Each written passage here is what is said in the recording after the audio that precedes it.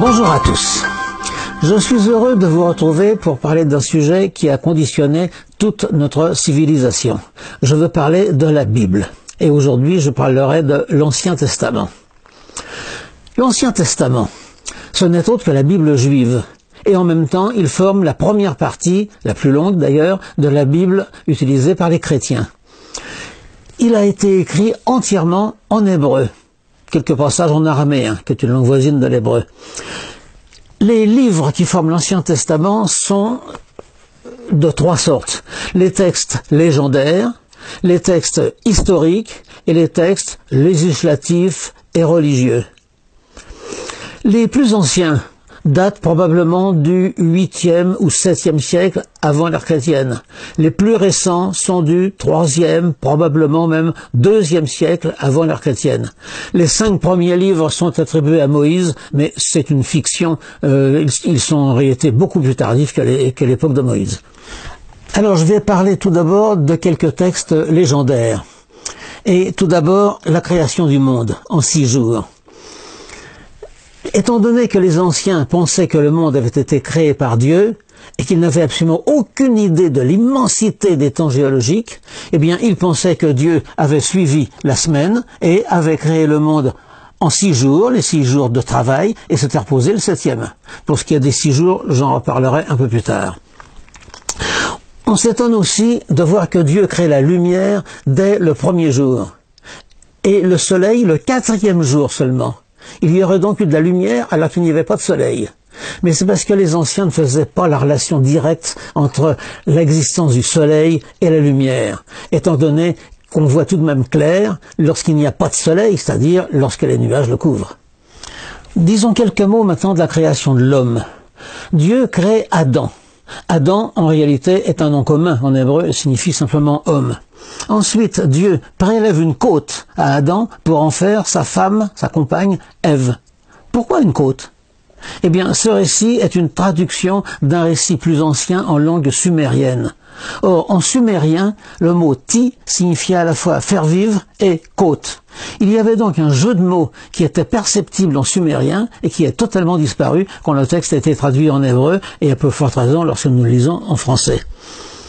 On lit un peu plus loin que l'homme est créé à l'image de Dieu. Et on lit aussi que l'homme était mâle et femelle, ce qui laisse sous-entendre que Dieu est mâle et femelle. En effet, on ne voit pas pourquoi Dieu serait incomplet au point d'être uniquement mâle. Un peu plus loin, on voit que l'homme et la femme étaient tous les deux nus et n'en avaient pas honte. Ils avaient bien raison. La notion de pudeur est une notion beaucoup plus tardive. Le péché originel. L'auteur du texte sait évidemment que le mal existe. Il ne peut pas imaginer que Dieu en soit l'auteur. Donc il imagine que c'est l'homme qui a péché, conseillé par l'esprit du mal, représenté d'ailleurs par un serpent. En fait, Dieu avait interdit à l'homme de manger le fruit de l'arbre se trouvant au milieu du jardin. Alors, dans l'imagination populaire, ce fruit est une pomme, mais la Bible n'y est pour rien. La pomme est seulement le résultat d'un jeu de mots latin entre malum, la pomme, et malum, le mal. En réalité, ce fruit était le fruit de l'arbre de la connaissance du bien et du mal. Alors, on peut s'étonner que Dieu interdise à l'homme cette connaissance, pourtant bien utile. On peut aussi s'étonner que Dieu dise à l'homme « Vous n'en mangerez pas, car si vous en mangez, vous mourrez. » Or, Adam en a mangé, sa femme aussi, et personne n'en est mort. En fait, Dieu bluffait. Ce mythe du péché originel vient probablement de Perse. C'était la lutte entre les deux entités, le bien et le mal, qu'on trouve dans la religion de Zarathustra. Plus tard, Dieu vit que la méchanceté des hommes était grande, il se repentit d'avoir fait l'homme sur la terre, et il en fut affligé en son cœur. Mais aussi c'est de sa faute. Pourquoi n'avait-il pas fait l'homme plus parfait? Ça ne dépendait que de lui. Alors il envoie un déluge pour détruire l'espèce humaine, et tant qu'il y est, il détruit toute vie sur terre. Le seul rescapé, c'est Noé, un petit malin qui s'est mis bien à l'abri dans son arche. Alors ce récit du déluge est peut-être le récit d'un cataclysme réel, un cataclysme naturel. De quelle sorte, c'est bien difficile à dire. Un déluge d'eau n'est pas une certitude, parce que le déluge fit que tout ce qui se mouvait sur la terre périt. Tous les êtres qui étaient sur la terre furent exterminés. Autrement dit, tout mourut. Mais on s'est rarement posé la question suivante. Comment est-ce qu'un déluge d'eau aurait-il pu faire mourir des poissons? L'histoire continue par la légende bien connue de la tour de Babel. Les gens de l'époque se posaient la question, comment se fait-il que les hommes parlent des langues différentes alors qu'ils descendent tous d'un même couple créé par Dieu? Or, à l'époque, il existait des tours babyloniennes qu'on appelait des ziggourats. C'était des tours à étages de dimensions décroissantes. Alors, on a imaginé cette histoire que les hommes auraient voulu construire une tour de cette sorte tellement haute qu'elle irait jusqu'au ciel.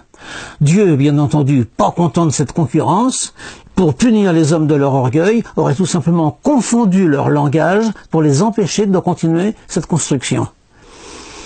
Et cette tour de Babel dont parle la Bible est probablement la ziggourate de Babylone, bien connue des archéologues. Quant à l'histoire de la confusion des langues, c'est probablement un jeu de mots entre le mot Babel, qui est le nom hébreu de Babylone, et le verbe balel, qui veut dire confondre. La Bible continue par des textes à fond historique. Tout d'abord, l'histoire des patriarches. Abraham, Isaac et Jacob. C'est un récit passionnant à lire. Mais est-il historique? Le nom d'Abraham est certainement historique, on l'a retrouvé dans des textes babyloniens. Les deux autres, à ma connaissance, non. Il est probable qu'il s'agit malgré tout de chefs de tribus de peuplades diverses qui ont peut-être vécu à des époques différentes. Plus tard, la légende s'en est emparée, les a réunis en une seule famille. On ne peut pas avoir de certitude. Ensuite, la Bible raconte l'installation des Hébreux en Égypte et l'élévation de Joseph, l'un des fils de Jacob, au rang de vice-roi. Là aussi, est-ce historique? On ne peut pas l'affirmer, vu que les textes égyptiens n'ont apporté aucune corrélation de cette histoire. On arrive maintenant à l'histoire de Moïse et la sortie d'Égypte. Alors il faut savoir que d'après l'historien égyptien Manéthon, au IIIe siècle avant l'ère chrétienne, Moïse n'était absolument pas un hébreu, mais un prêtre égyptien, ce qui me paraît assez probable en effet. La Bible raconte qu'il a été retrouvé bébé dans un panier qui flottait sur le Nil. On peut déjà se féliciter que les crocodiles ne l'aient pas remarqué. En fait, ce récit est un calque à peine modifié du roi Sargon Ier d'Akkad au XXIIIe siècle avant notre ère. Quant à la sortie d'Égypte et au passage de la mer Rouge, c'est connu comme le loup blanc, on ne voit pas pourquoi ce texte aurait été totalement imaginé. Il a probablement un fond historique, mais malgré tout, on doit reconnaître que l'archéologie ne l'a pas vraiment confirmé. L'histoire ensuite nous emmène au mont Sinaï, où Dieu donne à Moïse le décalogue, c'est-à-dire les 10 commandements. Je ferai à ce sujet 2 remarques. Le premier commandement interdit d'adorer d'autres dieux. Autrement dit, il fonde le monothéisme absolu. On dit souvent que le monothéisme est très supérieur sur le plan moral au polythéisme. On ne voit pas pourquoi. Les religions polythéistes ne sont pas inférieures en morale aux religions monothéistes. Absolument pas. Quant au 3e commandement, il interdit formellement la fabrication de statues. Or, les églises catholiques en sont pleines. On peut aussi poser 2 questions.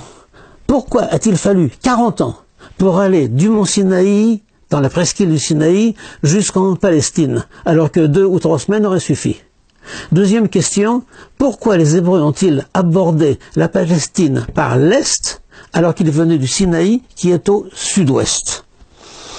Dernière question, c'est au sujet de la fabrication du veau d'or. Une idole, un veau, entièrement fait en or, que les Hébreux ont fabriqué pendant que Moïse était sur le mont Sinaï en recevant le décalogue de Dieu. Mais comment est-ce qu'en plein désert, les Hébreux auraient-ils pu maîtriser la métallurgie de l'or? Alors, on arrive à la conquête du pays de Canaan, c'est-à-dire la terre promise, sous la conduite de Josué, qui est le successeur de Moïse, après la mort de ce dernier. La prise de Jéricho est un épisode assez célèbre. Les trompettes font le tour de la ville et au 7e tour, les murailles s'écroulent. On a supposé que le rôle des trompettes était de distraire les habitants pendant que les Hébreux sapaient la base des murailles. C'est une possibilité, rien d'autre. Josué se rend maître de la ville de Jéricho, il fait une véritable boucherie, un véritable carnage. D'autres villes sont traitées de la même façon. Josué ne pratique pas la colonisation douce. Alors il est assez piquant de constater une chose, c'est que le Coran lui-même, dans sa sourate 5, reconnaît que la terre d'Israël a été donnée par Allah lui-même aux Hébreux et à leurs descendants. Entrez dans la terre sainte qu'Allah vous a destinée, ne retournez pas sur vos pas. Ensuite, à partir de l'an 1000, approximativement, une ère assez glorieuse commence pour les Hébreux, avec le règne de David et ensuite de son fils Salomon. La Bible dit que la sagesse de Salomon surpassait la sagesse de tous les fils de l'Orient et toute la sagesse des Égyptiens. La sagesse de Salomon est restée extrêmement célèbre et proverbiale. Mais en plus de la sagesse, ce que tout le monde ne sait pas, c'est que Dieu avait gratifié Salomon d'un appétit gargantuesque. Chaque jour, Salomon consommait 10 bœufs gras, 20 bœufs de pâturage et 100 brebis. Outre les cerfs, les gazelles, les daims et les volailles engraissées. Tout ça pour une journée. Même le roi Soleil à Versailles n'était pas aussi coinfre. Tant que nous sommes au chapitre de l'appétit, notons que Salomon possédait 700 princesses pour femmes et 300 concubines, ce qui dénote une énergie sexuelle digne de louange. Voltaire commente à ce propos, si ces histoires ont été dictées par le Saint-Esprit, avouons qu'il aime le merveilleux. Sur le mont Sion, à Jérusalem, le mont Sion, c'est la montagne de Jérusalem qui a donné naissance au terme sionisme. Sur le mont Sion, Salomon fait construire un magnifique temple. Pour cette raison, il fait venir un Phénicien, Hiram, un grand architecte de l'époque, Hiram qui était rempli de sagesse, d'intelligence et de savoir. Hiram, architecte du temple, est encore vénéré actuellement par les francs-maçons comme l'archétype même du maître d'œuvre. Devant le temple se dressaient 2 colonnes, 2 espèces d'obélisques qui étaient vénérées. On ne sait absolument pas pour quelle raison. Elles avaient chacune un nom. On ne connaît pas leur rôle. Mais elles aussi, on les retrouve dans les temples maçonniques. À la mort de Salomon, ça c'est un phénomène, c'est un fait assez important, son royaume est divisé en 2. Le royaume d'Israël au nord, les habitants sont les Israélites, et le royaume de Juda au sud, les habitants sont les Juifs. Alors ces 2 royaumes, le royaume d'Israël et le royaume de Juda, ont à subir un certain nombre d'invasions. Celui d'Israël, le royaume du nord, est envahi par les armées assyriennes en l'an 722 avant l'ère chrétienne. Ils sont emmenés en déportation, en exil, en Assyrie. Ils se fondent dans la population, ils s'assimilent, et l'histoire perd totalement leur trace. En revanche, les habitants du royaume de Juda, le royaume du sud, sont vaincus par Nabuchodonosor, roi de Babylone, en l'année 587 avant l'ère chrétienne.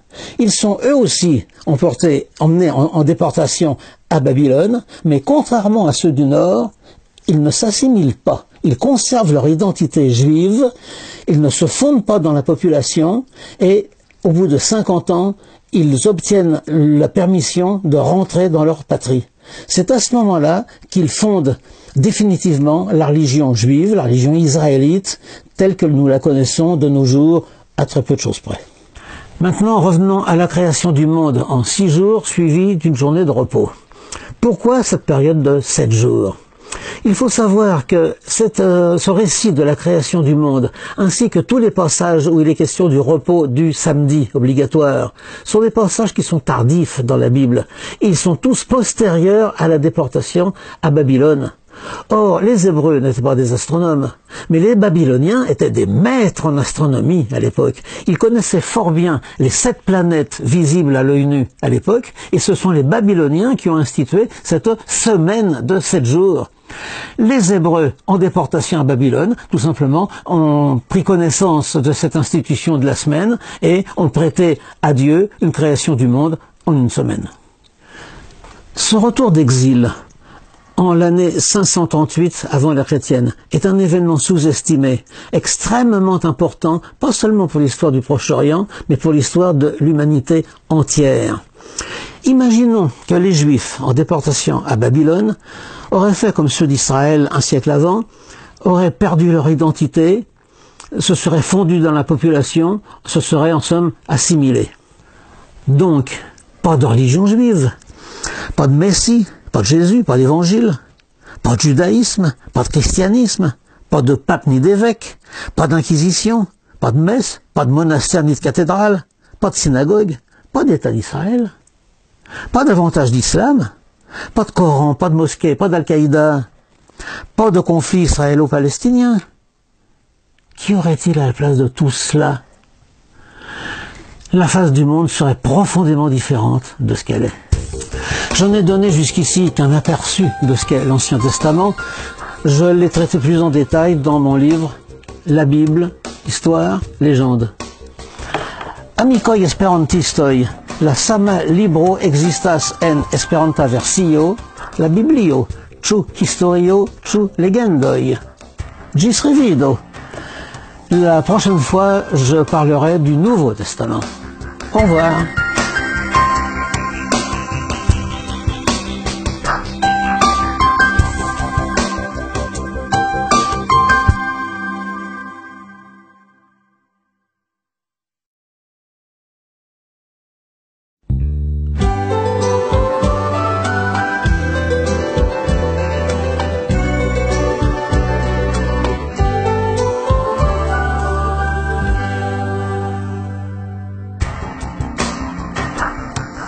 Bonjour.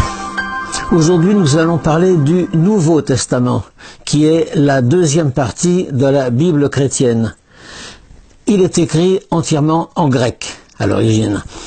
Il se compose essentiellement des 4 évangiles, des actes des apôtres et des épîtres, dont la plupart sont de saint Paul. Tout d'abord, posons la question, Jésus est-il un personnage historique ? Il existe une école qui affirme que Jésus est un mythe inventé après coup. En fait, cette théorie pose beaucoup plus de problèmes qu'elle n'en résout.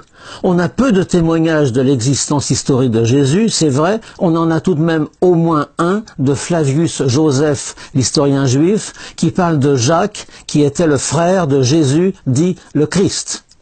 Même Origène, l'un des pères de l'Église, écrivait « Innombrables sont les passages où l'on sent, à moins d'être totalement obtus, que bien des choses furent écrites comme si elles étaient arrivées, mais ne sont pas arrivées au sens littéral. » Alors de quand datent les évangiles ? Ils passent en général pour avoir été écrits par des témoins oculaires, ce qui serait une garantie d'objectivité. Mais c'est faux. En réalité, ils sont de date beaucoup plus tardive. Saint Paul, qui est mort vers 67 ou 68, ignorait totalement l'existence des évangiles. Lorsque Saint Paul emploie le mot évangile, c'est toujours dans son sens étymologique de bonne nouvelle. Je leur exposais l'évangile que je prêche parmi les païens.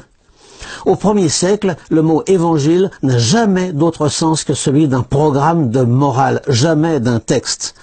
Le premier témoignage sur les évangiles nous vient de Papias, qui était évêque vers l'an 150. Et encore, il ne fait allusion qu'à 2 évangiles, Matthieu et Marc, qu'il considère comme des résumés très brefs.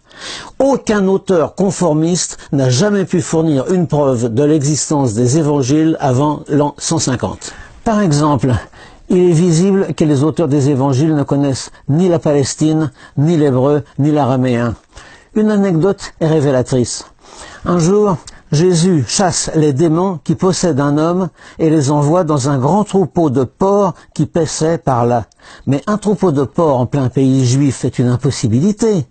De plus, Matthieu place la scène à Gadara, alors que Marc et Luc la placent à Guérassa. Ils ont omis de se mettre d'accord. Et de plus, la scène se passe au moment où Jésus aborde le rivage en barque. Mais ni Gadara ni Guérassa ne sont au bord de la mer. Les auteurs de ce récit fantaisiste ignoraient absolument tout de la Palestine. Une autre incohérence. Sur la croix, Jésus s'écrit « Eli, Eli, lama sabachthani ». Le texte ajoute que ça signifie « Mon Dieu, pourquoi m'as-tu abandonné ?» Et d'après le texte, les personnes présentes disent « Tiens, il appelle Eli ». Mais une confusion entre le mot araméen Élie, qui signifie mon Dieu, et le nom du prophète Élie est possible en français, mais elle est absolument impossible en araméen. Toutes les personnes présentes sont de langue araméenne. Donc en fait, ils ont très bien compris ce que Jésus disait. À ma connaissance, très peu d'auteurs ont relevé cette incohérence. La naissance pose déjà une contradiction insoluble. Matthieu assure que Jésus est né au temps du roi Hérode. Or, les historiens connaissent très bien la mort d'Hérode. Il est mort en mars de l'an -4. 4 avant l'ère chrétienne. Donc Jésus, né avant, serait né probablement en -5 ou peut-être -6. Or, d'après Luc, Jésus naît au moment du recensement de Quirinius. Ce recensement se passe en l'an 6 après l'ère chrétienne. Donc, il y a une contradiction absolument insoluble entre les deux seuls évangiles qui parlent de la naissance, celui de Matthieu et celui de Luc. De plus, ces deux auteurs donnent une généalogie de Jésus pour prouver qu'il est de race royale, ce qui effectivement est vraisemblable. Mais les deux généalogies sont différentes à peu près à 95%. Disons quelques mots de la naissance virginale. Il s'agit en réalité d'un mythe qu'on trouve dans pratiquement toutes les religions. Saint Paul, par exemple, n'en dit absolument pas un mot. Si ce maniaque de la virginité avait connu ce mythe, il est probable qu'il l'aurait cité haut et fort.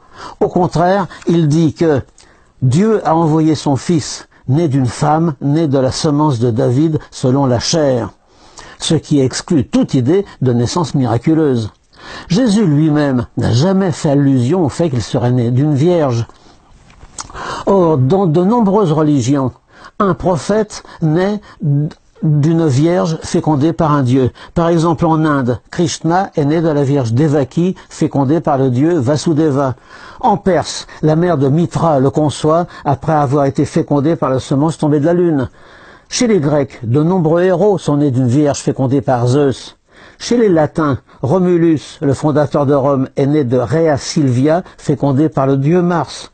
Ce mythe de la naissance virginale n'a pas pu prendre naissance en milieu juif.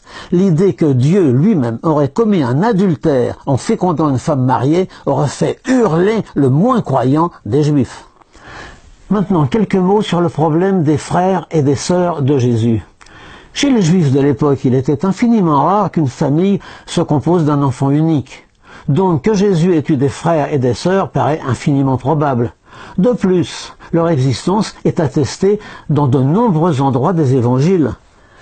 N'est-ce pas Marie qui est sa mère? Jacques, Joseph, Simon et Jude ne sont-ils pas ses frères? N'est-ce pas le charpentier, le fils de Marie, le frère de Jacques, de José, de Jude et de Simon? Et ses sœurs ne sont-elles pas ici parmi nous? Saint Paul cite également Jacques, le frère du Seigneur. Que Jésus, donc, ait eu des frères et des sœurs paraît extrêmement banal. Leur existence ne choque absolument pas les historiens, ni même d'ailleurs les protestants. En revanche, l'Église catholique refuse totalement leur existence, simplement parce que celle-ci remet en cause le dogme de la virginité de Marie. Maintenant, un problème crucial. Jésus était-il marié ou non? On a tendance à dire, après tout, on l'ignore, les évangiles ne disent ni que Jésus était marié, ni que Jésus était célibataire. Pourtant, à l'époque, il était quasiment impossible qu'un homme ne soit pas marié. Selon le Talmud, un célibataire n'est pas un homme. Vivre dans le célibat est aussi grave que commettre un meurtre. Si Jésus eût été célibataire, ça aurait été une telle anomalie que les textes en auraient certainement gardé la trace. Mais maintenant, si Jésus était marié, qui était sa femme? Elle a bien dû laisser une trace. On peut remarquer qu'il y a dans les évangiles une femme qui, à elle toute seule, occupe plus de place que toutes les autres réunies, c'est Marie-Madeleine. Alors, faisons une parenthèse pour établir la vérité. Demandons à un catholique, au hasard, quel est le nom de la pécheresse, ce qui signifie la prostituée, qui verse un parfum sur la tête de Jésus. Il y a toutes les chances pour qu'il réponde sans hésiter, mais c'est Marie-Madeleine. Or, évangile en main, c'est absolument faux. Pour Matthieu et pour Marc, c'est une femme, c'est tout, elle n'a pas de nom. Pour Luc, c'est une femme pécheresse, d'accord, mais elle n'a toujours pas de nom. Et pour Jean, eh bien, c'est Marie de Béthanie, qui est la sœur de Lazare et de Marthe, et par conséquent l'amie de Jésus. Ce n'est pas Marie-Madeleine.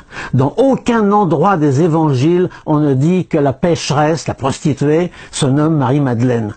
Alors pourquoi donc les professionnels de l'évangile pratiquent-ils ce lavage de cerveau depuis 2 millénaires? Deux tendances apparaissent très tôt dans le christianisme. D'une part, le culte contre nature de la virginité. Dans ce contexte de rejet du sexe, il était évidemment judicieux de faire de Jésus un célibataire. D'autre part, l'élimination des femmes des fonctions sacerdotales.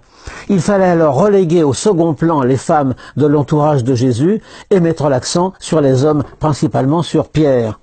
Et si on a tant calomnié Marie-Madeleine, c'est probablement parce qu'elle était l'épouse de Jésus. En faire une prostituée était le meilleur moyen de brouiller les pistes et avilir ainsi les femmes dans leur féminité même et les éloigner des fonctions sacerdotales. Chez les catholiques, le pouvoir suprême est détenu par le pape en fonction d'une phrase célèbre. Jésus dit à Pierre, « Je te dis que tu es Pierre et que sur cette pierre je bâtirai mon église. » Cette déclaration est de toute première importance. Elle est la fondation par Jésus en personne d'une papauté et d'une église destinée à durer jusqu'à la fin du monde, avec un chef suprême à sa tête. Mais elle est ignorée de 3 évangélistes sur 4. Comment imaginer que Marc, dont on fait un disciple de Pierre, ait ignoré une phrase aussi fondamentale pour la mémoire de son maître? Cette phrase est également ignorée de saint Paul et des premiers pères de l'Église. C'est donc une imposture tardive et maladroite qui ne date probablement que du IVe siècle, à l'époque de la mise en place d'une église hiérarchisée et totalitaire avec une croyance unique imposée à tous.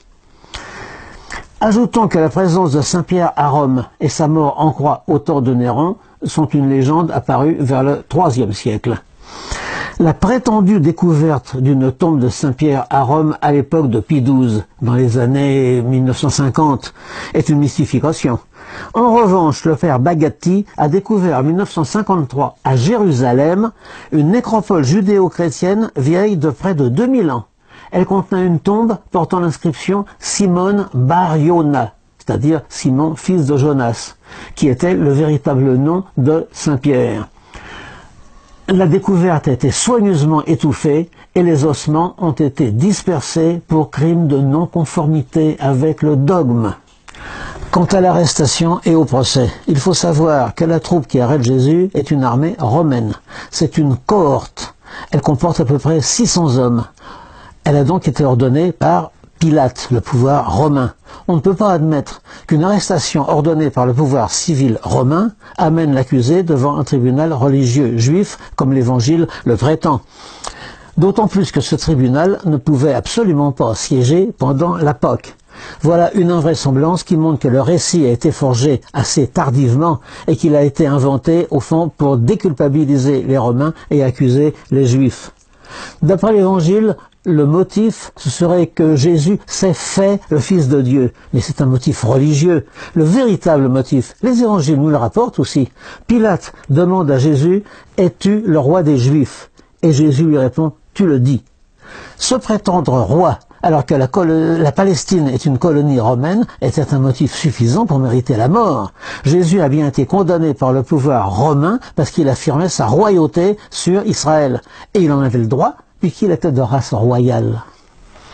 Après la résurrection, l'Évangile nous assure que le corps de Jésus disparut du tombeau. Pour expliquer cette disparition, plusieurs hypothèses ont été faites. Il exista notamment une tradition selon laquelle c'est quelqu'un d'autre qui aurait été crucifié à la place de Jésus. Cette tradition, curieusement, se retrouve dans le Coran, dans la sourate 4, qui dit que « Mais ils ne l'ont pas tué, ils ne l'ont pas crucifié, cela leur est seulement apparu ainsi. » En fait, la résurrection d'un Dieu est une constante dans un très grand nombre de religions. Dionysos, Mitra, Osiris, Adonis étaient tous des fils de Dieu, ils sont tous ressuscités au bout de 3 jours et sont tous montés au ciel. Un détail qui est intéressant à mentionner, c'est que l'évangile de Marc, qui est le plus ancien de tous, dans sa forme primitive, ignorait totalement la résurrection. La résurrection n'est racontée que dans une sorte d'appendice de 8 versets qui date probablement du IIIe siècle, mais il n'était pas connu au début de l'Église. L'Évangile assure aussi que Jésus, après sa résurrection, est monté au ciel. Pourtant, 2 évangélistes sur 4, Matthieu et Jean, omettent totalement de relater ce phénomène qui est pourtant assez peu commun. Quant au lieu de ce phénomène, Marc le situe en Galilée. Luc le place à Béthanie, dans son évangile, mais à Jérusalem dans ses actes des apôtres. Voilà des témoins oculaires, comme on dit, qui sont bien étourdis. Alors, en conclusion, les évangiles passent souvent pour des textes historiques, voire pour des reportages. En fait, ils ne contiennent que très peu d'histoire. Ils sont essentiellement les textes fondateurs d'une religion, le christianisme.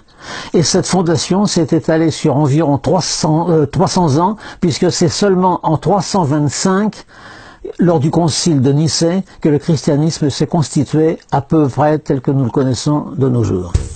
Je n'ai fait que survoler le problème. Pour ceux qui sont intéressés par le sujet, je signale que j'ai écrit un livre, La Bible, Histoire, Légende, por la esperantistoj, la sama libro existas en esperanta versio, la Biblio, ĉu historio, ĉu legendoj.